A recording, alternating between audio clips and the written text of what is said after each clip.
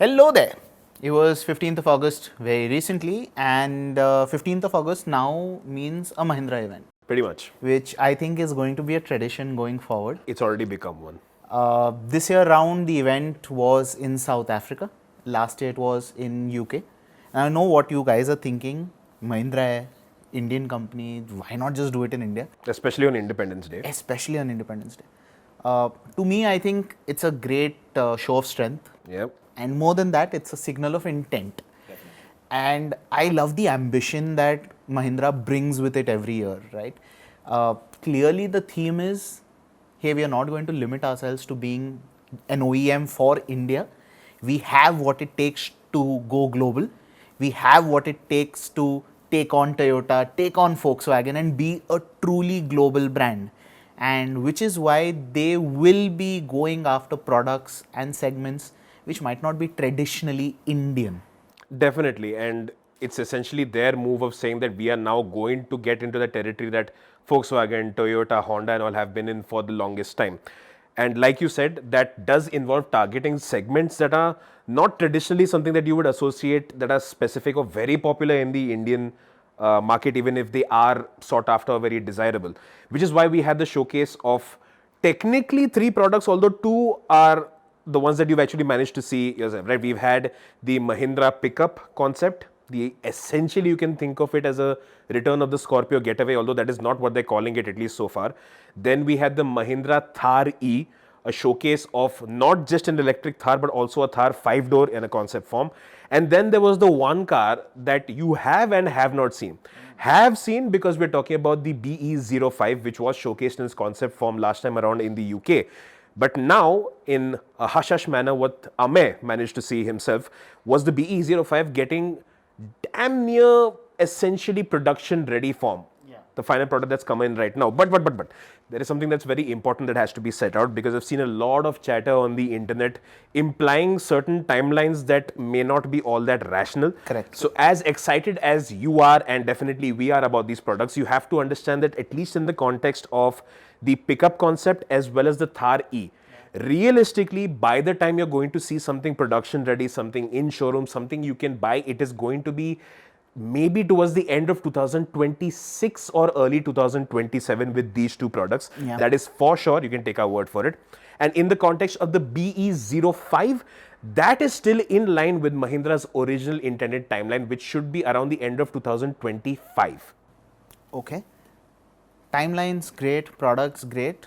I just want to dissect that Pik-Up concept because it's my absolute favorite from what Mahindra has showcased, right? Weirdly enough, you know that Mahindra is capable of making a pickup truck. Yeah. They already had the Scorpio getaway. You know Mahindra is great at doing adventure lifestyle vehicles. Hell yes.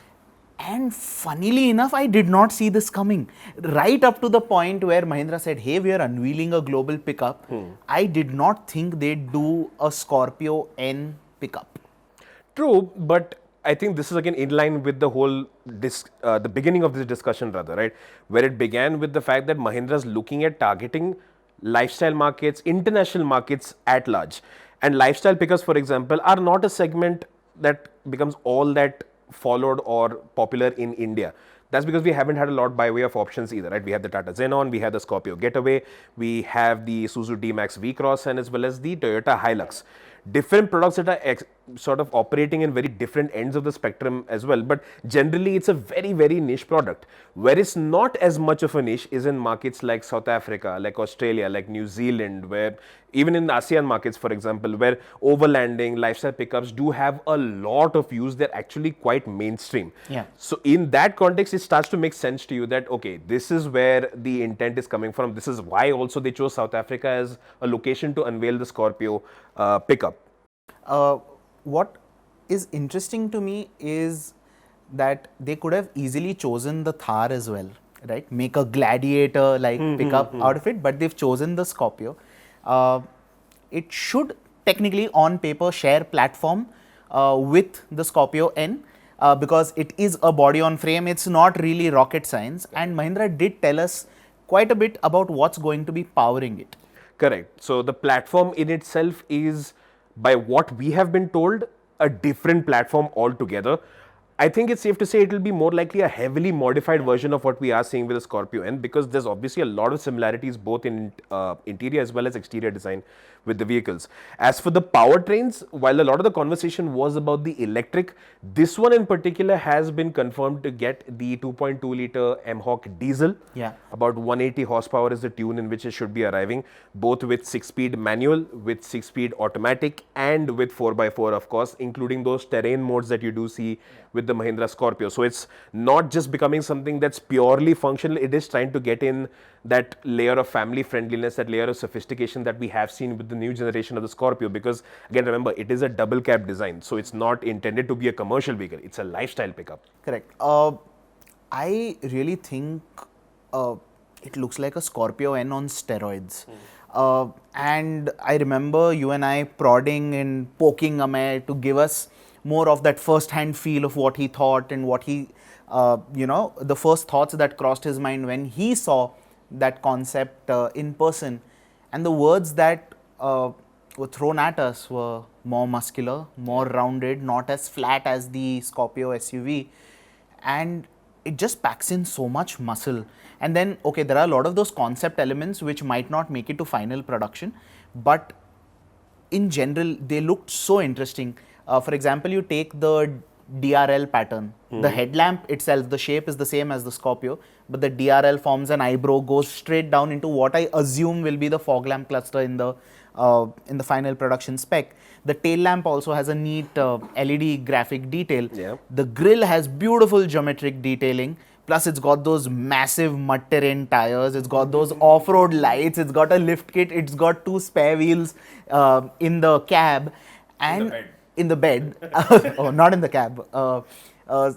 It looks so desirable, and I want it for absolutely no reason at all. Wait, maybe to push around auto rickshaws in Mumbai. Actually, I mostly want it to push auto rickshaws in Mumbai. That's something that I want to do. But genuinely, such a desirable car. Because it is a pickup truck, right? That segment in itself is something that's been so elusive to a lot of us. And now it's like, with the arrival of the Mahindra pickup, there's a lot of excitement just because the budget space it may be accessible at will actually be accessible for a lot more people. And Mahindra sort of proven this with the arrival of the new generation Thar. People in India are now willing to accept lifestyle vehicles, and how. But one question that a lot of people may have is that they looked at the concept, they're like, this doesn't seem like something very far-fetched, right? It does look, it's based on the Scorpio N, very believable, very adapted, and you can practically look at it, hi, this is ready to go to production, maybe a few tweaks here and there. But it's not. It's not, because, yeah, it's not just because of the modifications like the lift kit and stuff like that that you could have done aftermarket. The simple reason is right now, the car that you saw at that event or in social media, it is a skin. It is something that has been developed at the design studio. But beyond that, like we said, the platform is going to need at the very least heavy modification. There's going to be a lot of testing that has to be done, because again, with the shift to the pickup as a body format, there's a lot that changes with that. Primarily stuff like your chassis and suspension setup. Because as stiff as the Scorpio is set up, being a 7-seater, this is supposed to take heavy payloads in the bed itself. So there's a lot of suspension revision that's going to be needed there. They're going to have to do a lot of powertrain tuning. Then there are certain capabilities that lifestyle pickups are expected to have in markets overseas. Towing capacity, for example. So that is, again, they've got certain technologies to control sway with any kind of cargo that's attached to the vehicle. So they have to test for that. Then on top of that, they are also making it very clear that even with this lifestyle pickup, safety is going to be paramount, and they're targeting very high crash safety ratings in ANCAP, in ASEAN NCAP, and in global NCAP. Yeah. And that is also going to extend to the inclusion of level 2 ADAS with this Scorpio pickup. Although I don't think necessarily ADAS will be debuting with this, but it is a clear signal of intent that the Scorpio itself is also going to get ADAS sooner than later. Correct. So with respect to safety, the Scorpio N already kind of proved that that platform is capable of scoring well in those crash tests. With ADAS and with the added tech, I'm sure that is something that they can achieve quite easily. But more than that, what interests me is how Mahindra manages to find a white space practically anywhere, right? You think about it, the Thar largely leads the 4x4 lifestyle segment on its own, right? There's nothing that is selling as much. right now Mahindra is looking to enter the lifestyle pickup space. Okay, what are your options right now? You have the Isuzu D-Max V-Cross, okay, which is basically dead in terms of sales, and it's as basic as pickup trucks get. Yeah. Then there is the Toyota Hilux, which I want to say is on the premium end of the segment. It's By virtue of how it's priced. purely because of the virtue of its of how it's priced. Because let's face it, it is expensive and basic. If Mahindra carries over the features that the Scorpio N has onto the pickup, it will still have a sunroof over the Hilux. It will get ADAS over the Hilux. It will get a digital driver's display over the Hilux. So all of that value, but it's going to operate in a price point that is very similar to where the Scorpio N already exists. So I wouldn't be surprised if you're looking at paying north of 25 lakhs on road for a Scorpio based pickup. Definitely, easily. Right? More than that. And that brings me to another question. Won't Mahindra have too many product overlaps? I mean, think about it. Currently, they have the Scorpio N 4x4, right? They will have the Thar 5-door operate in roughly that price segment. Correct. Then they'll have this Scorpio-based pickup truck that's coming in, all of which are supposed to be kind of family-friendly, kind of go off-roady. Correct. Too many choices? Why is that a bad thing? Essentially, what we're looking at, it's like every single vehicle, you know how much of a difference something as basic as design makes to a purchase decision, right? That you give them the options that, okay, fine, if you don't like this design, maybe you choose this one. The personality, the name of the car, even all those options make it more variable to ensure that if somebody doesn't like one of your products, they will still buy something from you. Correct. That is essentially something that's a strategy that's applied by everything down to FMCG brands. Over here, though, one potential benefit is the fact that Mahindra is obviously eyeing a lot of international markets. So it may not necessarily be a case where every product is going to do well in every single market. Certain markets may gravitate towards certain designs or certain applications. So that gives them the flexibility that if I don't want to sell this product here or get too many numbers here, I can still export it. I can still develop for different markets and get that kind of flexibility. Because like we've seen, if you are going to compete with Toyotas and Hondas, your model range across the globe needs to be in the hundreds. So they're starting off now. So if you feel like this is too much, Mahindra's got way bigger ambitions than this. And how do we segue to the next car, the Thar.e? Like that. So the Thar.e, okay, everyone expected it to be the Thar with a battery pack slapped underneath. Yeah. But it was anything but that. What a shocker, what a bomb. It looks nothing like the Thar as we know it. Right, and I think fundamentally the one core difference, and this is something I was dropping onto the WhatsApp group. I said, I looked at that wheelbase number. I'm like, this is 325 millimeters more than the Thar. Are they going to show us the Thar 5-door? Yeah. They did, because the Thar.e concept is a 5-door version of the Thar. But there's a couple of important clarifications. Number one, what you saw was literally a woodwork concept. Oh. We can post that photo right now of what you see in the undercarriage, and it's the reason why you won't have anything beyond renders and sketches of the interior, which we'll get to later on. But it's essentially just a showcase of what the outer skin of the Thar.e is going to look like. And considering it is a 5-door electric version, one more clarification that becomes important here is that the 5-door Thar, the normal petrol diesel version, is not going to look anything like the Thar.e. It is going to be a very independent sort of design. And one point about this car is the fact that it's become a little controversial, right? Yeah, I mean, as soon as it debuted, as soon as all the Instagram handles started buzzing with pictures and reels, the internet has an opinion, and very often it's not very kind. And the Thar.e got quite a lot of mixed opinions and mostly hate. I think hate is a strong word, but let's call it polarizing. The opinions were quite divided. And I want to tackle design first because I think Mahindra has been brave in choosing to depart from what is an established template for the car while retaining its boxy off-roady elements. It's a lot more squared off now. Yeah. The circular headlamps are gone. There's no slatted grille. I mean, of course, it's an EV, but you'd expect them to carry over that as a digital signature. It's not. They've chosen to make a new signature on the grille. Interesting details that Pratap Bose revealed to us. The headlamps and the tail lamps in size and shape are the exact same. So they're technically interchangeable parts, but with different LED lighting elements. Same goes for the front and the rear bumper, the side step on either sides, and the wheel arches. Another interesting detail that he gave us, the wheel arches are actually placed substantially outside compared to the side fenders. So in case you're going off-roading, in case you hit something, that is the bit that takes the hit first and not your body. This is actually one of those frequent modifications you'll see on a lot of Jeep Wranglers even, that they specifically design this for the purpose of going off-road and getting the car better protection.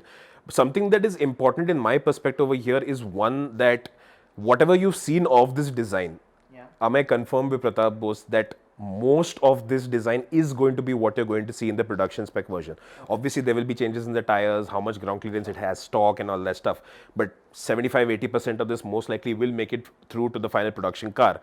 And one thing that became controversial with this car is the fact that it's such a strong departure from any other Mahindra SUV or Jeep that they've ever made. Correct.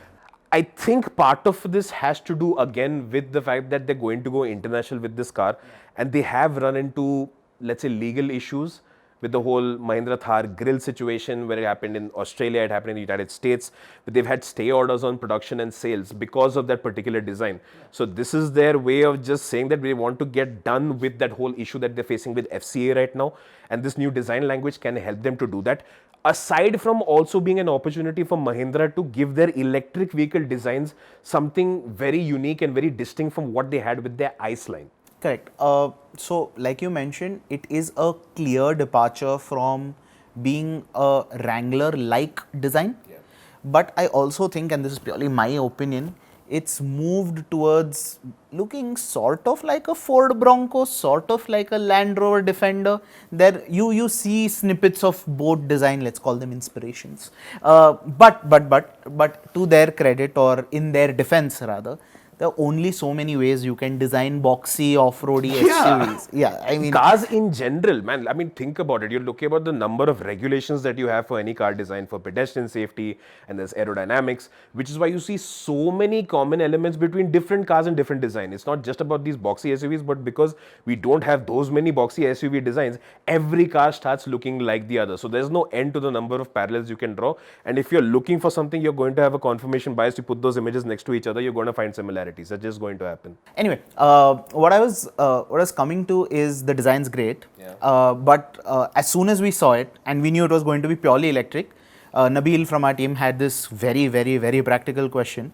If it's electric, why does it have a massive bonnet? So Pratap was confirmed that, right? It's actually functional frunk that's going to be there up front, and a lot of off-roaders otherwise have got that issue where there's not much by way of practicality or storage behind, which is like they'll have roof boxes, carriers on the side and stuff like that. So this is something that they can circumvent with the employment of something like a frunk, and obviously underneath that frunk is going to be the front motor. And of course the rear motor as well, because this is going to be a 4x4 all-wheel drive vehicle. Of course, I'm very curious to see as to how they execute the whole low range driving and all when it comes to electric. Even I'm not that familiar with it, so I won't claim to have any expertise on it. The battery pack is of course going to be integrated into the floorboard itself. With this platform, we're expecting anywhere in the range of 60 to 80 kilowatt hour options, which should give you real world range numbers of in the territory of 450 to 500 kilometers. This is all technical talk though, but there's one element that does come in, that okay, if I'm driving a lifestyle vehicle, if I have to go off-road, if I have to go in the middle of nowhere where I don't have network, how are you expecting me to find a charger if I run out of charge? That is something that people will bring up. I don't know, maybe portable battery packs, power banks. Maybe that is something Mahindra is working on. I hope they are. It's also the minority of the use case, right? Because you can make the exact same argument, not just about the Mercedes-Benz EQG, the electric version of the G-Wagon, but also the Mercedes G-Wagon itself, because it is a show-approved off-road SUV, but realistically it is... GD class. Yeah, it's a flex vehicle. It is, and it's more often used to go to your local Starbucks to flex. Yeah, I mean, the number of... Off-road. I mean, it's a 5 crore SUV. But anyway, we were digressing. But that is true of the Mahindra Thar as well, where it is used as a style statement. And as, hey, look, I drive a Jeep, more than actually going and mud plugging. So it being electric might not really be a huge issue for Mahindra. But it's interesting that for the first time ever, the Thar will not be a body-on-frame. It will be a it'll be based on the Inglobe platform, and it'll have all of those capabilities that Tushar just spoke about. I want to talk about what flexibility this Born Electric platforms brings, right? Yeah. And there are a couple of key updates on that front.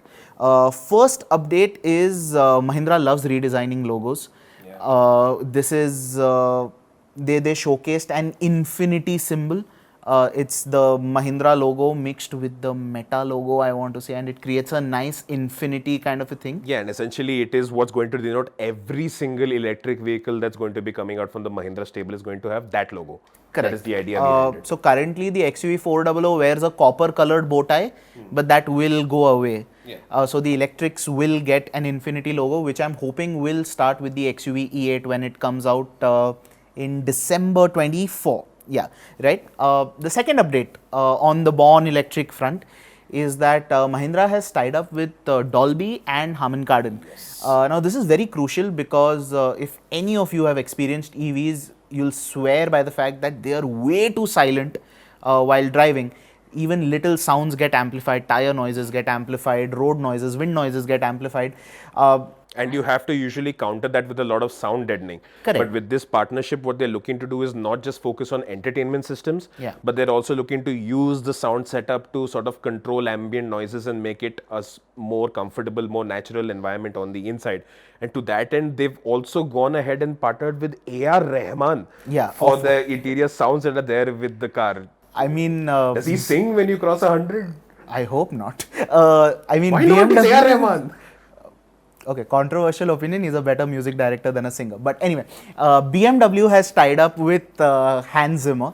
So I think it's only fair that Mahindra has a global icon, Rehman, to design the soundscape for the Born Electric vehicles.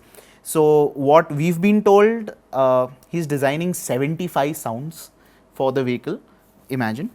So I'm guessing it will have everything from the acceleration sounds to the door dings and the seatbelt warnings. So then after once you cross 100 goes kun fire, kun fire, kun fire, kun fire, kun fire. It'll just warn you that you need Bad to slow joke down. central. Anyway, all of this we'll see in the B05. Yes. Right. Now this is the topic of excitement that didn't get as much visibility, obviously, because the highlight were the two concepts that we spoke of before.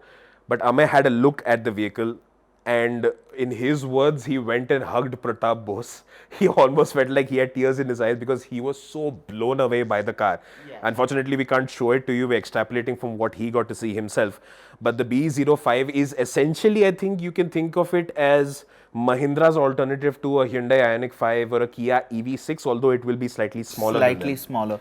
I'm not too bummed about not being able to show the ladies and gentlemen at home what it looks like, because from what Amay has described it, it's basically the concept version. Because he said in terms of the way it looks, the way the panels are designed, it's still as sharp, it still looks like there's inspiration from sports SUVs like the Lamborghini Urus, for example.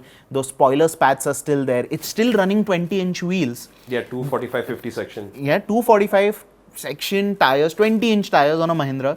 That's actually happening. And the interior too is practically unchanged from the concept that we saw last year. So we are looking at dual screens, cockpit that's focused around the driver. Yeah. There is a heads-up display. You will get powered seats.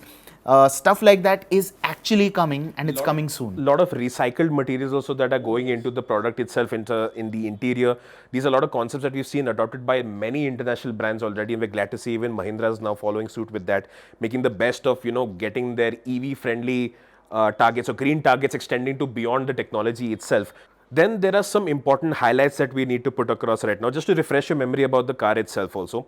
Number one, it's going to have a sky roof, but not a panoramic sunroof by what I understand. It's not going to be openable necessarily. It might be a fixed roof that will be extending almost all the way till the rear, maybe slightly smaller than something like we've seen in the Hyundai Ioniq 5. Then it is going to be running either rear-wheel drive or all-wheel drive. There's not going to be front-wheel drive, and this is again a beautiful comeback of rear-wheel drive coming into the mainstream thanks to electrification of different powertrains. Like Arun mentioned, you have got two 12.3-inch screens that will be there on the display. It is a 5-seater vehicle also, and it's going to be sort of a sporty coupe SUV.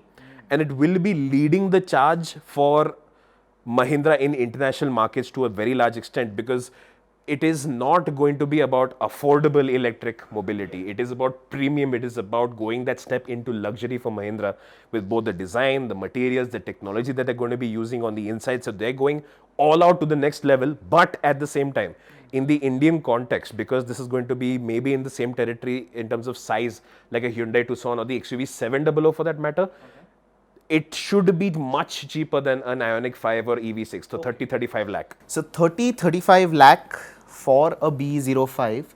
The XUV E8 comes eventually. That slot slightly above it. Then we've got a whole range of other BE cars that come in, and so Mahindra has a plan. From what they've shown last year, what they showed this year, it only means they're really, really well prepared for the EV revolution, so as to speak. And I think it's going to be a hard shift for Mahindra. Yeah. Because it's not just the BE series of cars that are getting electrified. They are born electric. All the popular nameplates that you know from Mahindra. Legendary nameplates. Scorpio.e, Bolero.e, Thar.e, XUV.e, all these nameplates will be electric in the near future. What do you think about that? And can you imagine a future where your Mahindra's electric and not petrol or diesel? Let me know in the comments.